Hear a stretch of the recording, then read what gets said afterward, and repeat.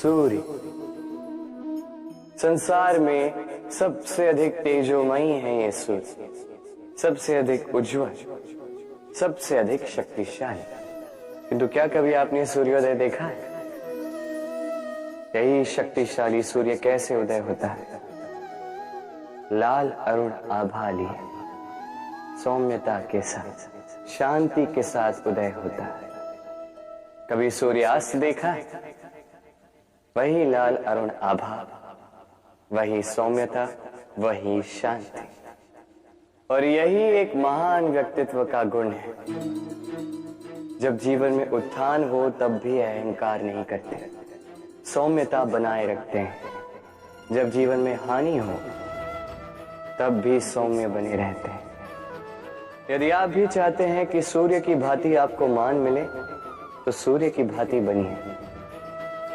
जब जीवन में आनंद आए, खुशहाली आए, तभी सीमा पार न करें।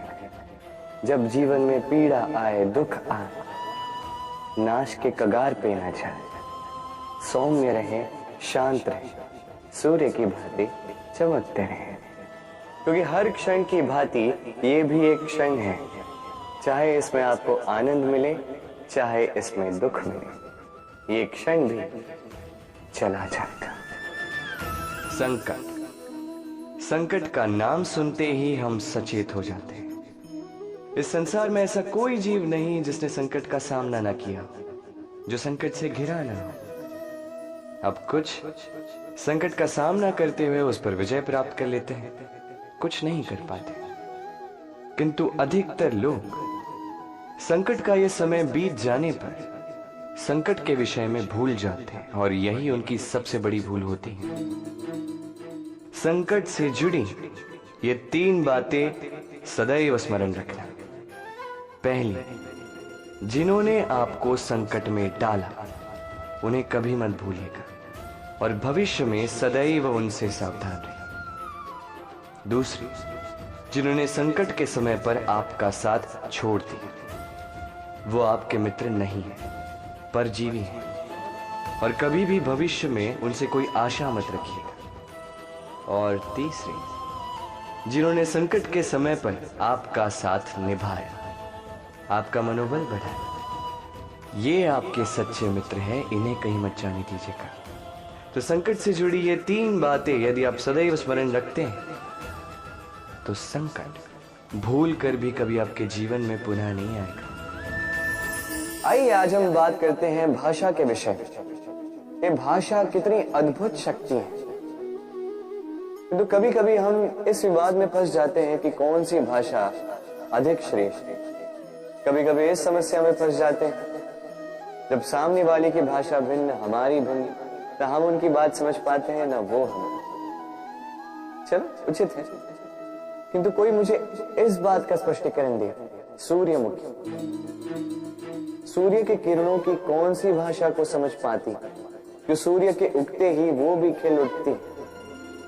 चकोर, चकोर के पास ऐसी कौन सी इंद्री है जो वो चंद्रमा की शीतलता को समझ पाता? गैयाओं ने ऐसा कौन सा संगीत सीखा है जो मेरी बांसुरी की धुन सुनकर स्वयं चल के आती? ये सब, ये समस्त संसार, ये ब्रह्मा केवल एक ही भाषा समझता है, प्रेम की भाषा। ना कोई शब्द, ना कोई वाक्य, बस भाव। ये प्रेम की भाषा संसार में सबसे बड़ी भाषा है, जिसे आप स्वयं भी समझ सकते हैं, दूसरों को भी समझा सकते हैं। सफलता, असफलता, ये दोनों हर एक के जीवन का अभिन्न अंग। किंतु सफलता और असफलता से भी बड़ी और महत्वपूर्ण बात है उससे मिली सीख, जिसे अक्सर कई लोग समझ नहीं पाते।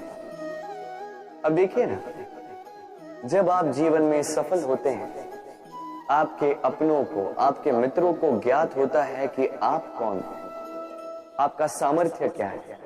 किंतु जब आप असफल होते हैं तब आपको ज्ञात होता है कि आपके मित्र कौन है, आपके अपने कौन। कैसी अद्भुत बात है। समय हमें दिखता नहीं, किंतु यही समय हमें बहुत कुछ दिखा जाता है। इसलिए इस समय को और इस सफलता को समान रूप से देखें, समान दृष्टि से देखें और इन दोनों का सम्मान करें। जीवन में आप बहुत कुछ सीखेंगे, जीवन में आप बहुत आगे जाएंगे। मित्रता, संसार का सबसे बड़ा संबंध है ये मित्रता। जीवन में माता, पिता, भाई, बहन, ये संबंध हम चुन नहीं सकते क्योंकि ये जन्म से हमारे साथ आते हैं। किंतु मित्रता एक ही ऐसा संबंध है जिसका चयन हम करते हैं, जिसे हम बनाते हैं, जिसे हम बढ़ाते हैं। तो इस मित्रता पर गर्व कीजिए। जिसे आपने मित्र चुना उस पर गर्व कीजिए। यदि आप दोनों साथ हैं तो उस पर गर्व कीजिए। यदि आपका मित्र जीवन में आगे निकल जाए, सफल हो जाए, तो गर्व के साथ कहिए कि ये सफल व्यक्ति मेरा मित्र है। यदि आपका मित्र किसी कारणवश पीछे रह जाए, किसी विपदा में फंस जाए, तब भी गर्व के साथ खड़े रहिए और कहिए कि ये मेरा मित्र है। मित्र के साथ एकजुट होकर खड़ा रहना किसी भी परिस्थिति में, चाहे अच्छी हो चाहे बुरी, यही मनुष्य की सबसे बड़ी परीक्षा है। और जो इस परीक्षा में उत्तीर्ण हुआ, समझ लीजिए ये विपदा उसके जीवन में कभी आ ही नहीं सकती, ना उसके ना कभी उस मित्र के।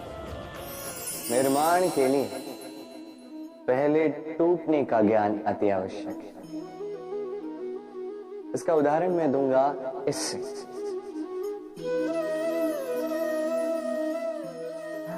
ये स्वादिष्ट खीर ये बनती है पौष्टिक भात से, किंतु क्या आपने जाना है कि ये भात कैसे बनता है?